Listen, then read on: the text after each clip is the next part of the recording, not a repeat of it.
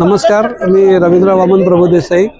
टिळक महाराष्ट्र विद्यापीठातर्फे आम्हाला डॉक्टरेट म्हणजे डिलीट पदवी दिली, त्याच्याबद्दल ठाणे नागरिकांतर्फे हा एक सत्कार समारंभ अरेंज केला होता आणि त्या कार्यक्रमासाठी पद्मविभूषण अनिल काकोडकर साहेब, त्याचप्रमाणे चितळे उद्योग समूहाचे श्रीकृष्ण चितळे, डॉक्टर सच्चिदानंद शेवडे, त्याचप्रमाणे आपल्या ठाण्याचे लाडके आमदार केळकर सर, त्याचप्रमाणे निरंजन डावखरे, ही सगळी मंडळी उपस्थित होती आणि अत्यंत चांगल्या प्रकारे हा कार्यक्रम पार पडला।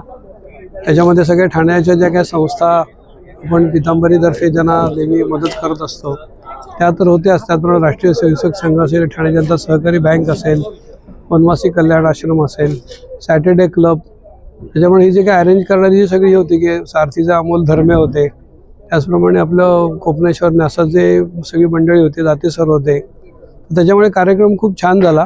आणि हे सगळे जे आमच्या अरुंधती भालेराव पण होत्या प्रारंभच्या, तर त्याच्यामुळे सगळ्या संस्था एकत्र आल्या आणि मला असं वाटतं की पुढचा असा आपण कार्यक्रम ठरवतोय की ठाण्यातलं असं जे सामाजिक काम करणारे कोणी असतील त्याला जीवनगौरव पुरस्कार आपण देण्याचं करतोय। तर पुढल्या वर्षीपासून ही योजना आपण अंमलात आणू आणि मला असं वाटतं की ठाणं हे जे सांस्कृतिक ती एक त्याची जपणूक आहे ती या माध्यमातून खूप मोठी होईल आणि सगळीकडे वेगळ्या प्रकारचा एक आनंद। आणि आपण बघतोय की दूरदर्शन किंवा मोबाईलमुळे सगळे लोक जरा एकमेकांपासून बाजूला जात आहेत, त्या मैत्रीचं नातं या अशा कार्यक्रमांमधून नक्की घट्ट होईल आणि उद्योजकांना सुद्धा उद्योग करण्यासाठी खूप मोठी प्रेरणा मिळेल।